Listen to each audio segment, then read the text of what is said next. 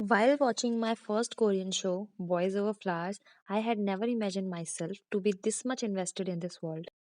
And now, after watching dozens of Korean dramas, I think I have understood the basic nature and feel of South Korean dramas. Among all the genres, I have found myself most invested in the romantic storylines because they just match my taste. Today, I want to talk about one such show which usually goes under the radar with respect to its genres as compared to the other romantic shows. And the show is One Spring Night. It was one of the very first few shows which I watched, and at that time, I was not able to judge whether it was a good show or bad show. But now, after exploring so many of Korean shows and that too in a romantic genre, I found this show quite contrasting to the other shows. One of the very first reasons for this is the difference in approach. By that, I mean the basic premise of the show is contrasting to how usually Korean romantic shows are perceived.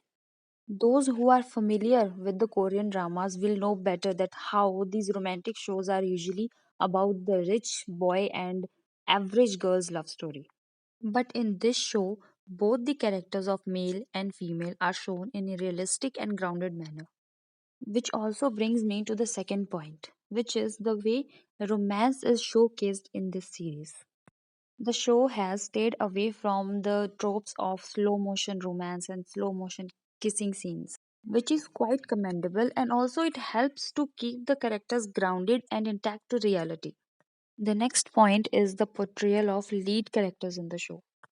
Unlike other shows, in this particular series, the character of woman has shown as more outspoken and courageous with respect to her choices. Even when she knew that she was wrong to fall in love with the other guy while being in a relationship with one, she decided to go against all the odds just to follow her heart. As compared to the male lead who is more timid and afraid to make choices. And this change is very refreshing to see on screen. Also, the supporting characters are dealt with extreme care. There is no sudden change of heart or feelings which takes place in this series.